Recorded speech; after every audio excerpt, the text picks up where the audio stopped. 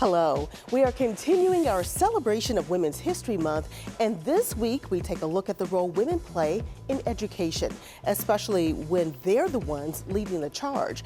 Our guests today are women from a variety of disciplines, so we are talking to them about what they see from their vantage point.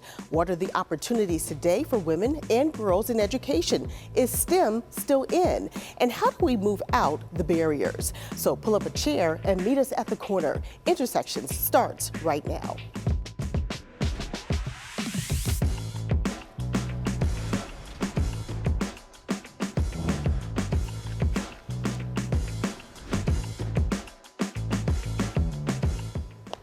Hello, I'm Lisa Smith, Director of Community Impact for Pittsburgh CW and your host of Intersections. Today we are speaking with local leaders in education.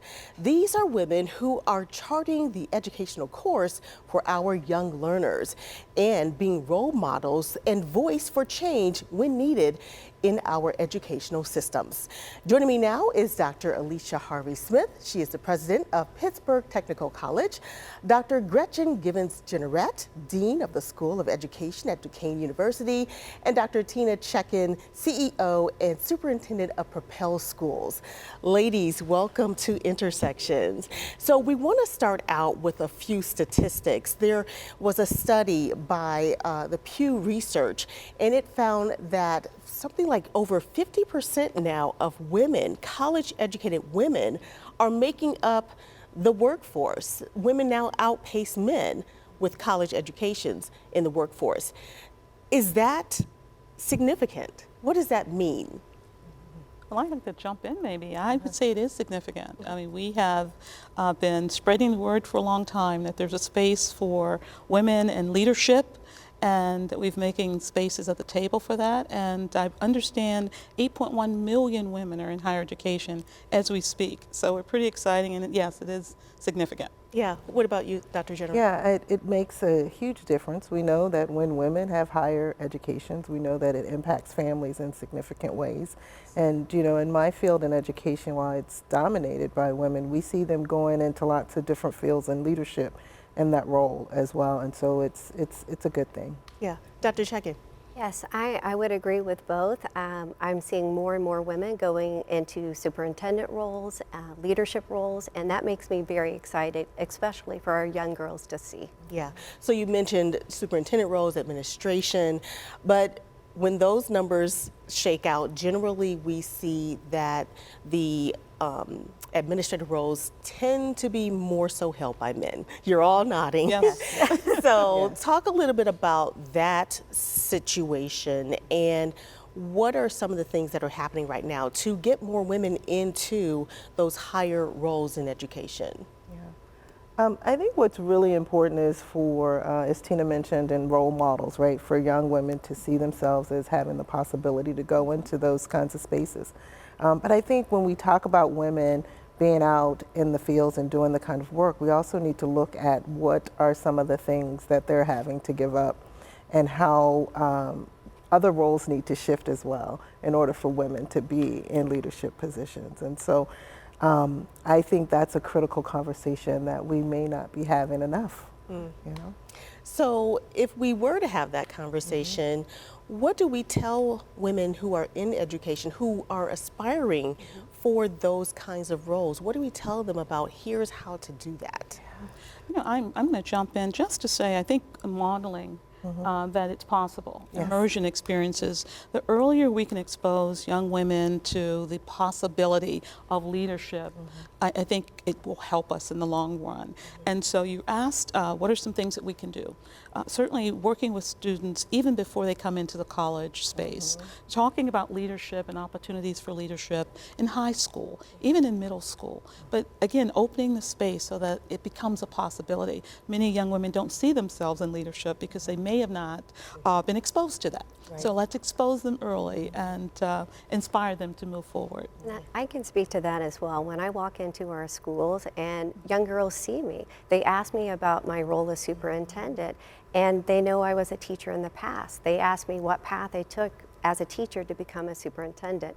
And that puts a smile on my face because they're excited, and I encourage them to do whatever it is that they want to do. And so I'm excited for them. Yeah, and you talked about exposure, and that is something that really is key. And that exposure is not only in education, but it is in other fields as well. So, Dr. Chaikin, talk to us a little bit about how you're at Propel. You have the K through 12. Yes. So, how are you helping to make sure that the students, the female students, are being exposed to different fields? There's a lot of talk about STEM and science and math. So how does that happen? Absolutely. It does start early on. We provide access to a variety of experiences for our students. Even as early as kindergarten, we teach simple coding skills. And throughout their grade levels, we provide hands-on experiences. At our high school level, we have career pathways, and we encourage our students to go into medical pathways. Some of our students have 30 college credits before they even start college, so by the time they finish high school, and that's pretty significant. The other point, we teach financial literacy, and that's a requirement in our high schools, and that's really important for young girls to learn about money, debt, taxes, and how to make good financial decisions. Yeah, that's definitely important. So, Dr. Harvey Smith, I know obviously you are at Pittsburgh Technical College, and there it's not a 4-year degree. And so talk a little bit about what that path is like. And there's a lot more emphasis. People are starting to look now at the trades as a way for you to have a successful career. Absolutely. Our bulk of degrees fall within the associate degree space, but we also offer stackable credentials. So our students are actually able to come in at the certification level, earn a certification, an associate degree, as well as a bachelor's degree in some very selected areas. So we're really excited to work with our students to kind of move up through the educational pipeline. So we're excited about that. Many of our programs are applied and technical, and so we have an amazing welding school or school of trades, and 17% of our students are women in that program. And so we're finding that there are a number of women who are interested in non-traditional fields, and it's because they've been exposed to the possibility of working in those spaces. I think we still have work to do, certainly nationally, but I think getting the word out that these are opportunities. We're expanding our work in the STEM space as well, and we're noticing more and more young women coming into that space, cybersecurity as well. So I'm just excited that there's so many women who are now looking at themselves differently and looking at what they can contribute over the course of their lifetime very differently, and taking those chances in these fields that are traditionally male dominated. Right. AI and robotics also are big right now. Talk about what you guys have in that area. I'm most excited about our Robotics Automation Engineering Technology program. We were actually invited by Aurora Technologies to partner to develop this program. And so we're actually training technicians of the future in many ways. Many of these individuals are young women, so we're excited about that. But robotics is certainly a space that's going to grow. We're expecting at least a 15 to 20% growth in that space within the Pittsburgh area. And so we're becoming somewhat of a mecca for STEM-related and technology-related that particular space. So I'm excited to share that with you today. And thanks for asking that. Sure. So we can't have you all here and not talk about the teacher shortage. Every district is seeing it. Dr. Jeanneret, you're the Dean of Education at Duquesne. Yes.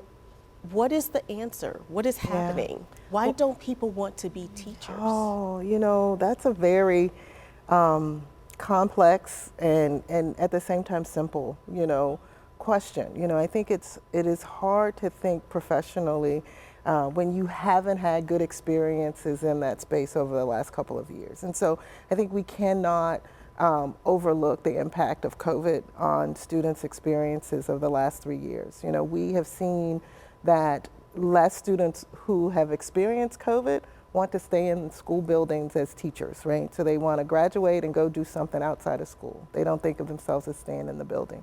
But I think more importantly, we need to recognize that there's been for decades an attack on education as a field. And when I say an attack, I mean sort of the devaluing of teaching as a wonderful, honorable, skilled, challenging, and difficult thing to do. You know, I think people, those mottos that say those who can't teach don't understand how very, very difficult it is for you to stand in front of 25, 30 students and teach them hour after hour after hour. And so I think we need to think about all of the complex skills and strategies that go into teaching and help young people understand that those are valuable skills and strategies to have, and that they are professionally honorable things as well. Well, hopefully our viewers will see the three of you as excellent examples of people in education. Thank you all so much, Dr. Harvey Smith, Dr. Jeanneret, and Dr. Chutkan for being with us today. Great conversation. Well, I hope to have you also back again. Coming up next, a way that you can help increase peace in Pittsburgh. Intersections. We'll be right back.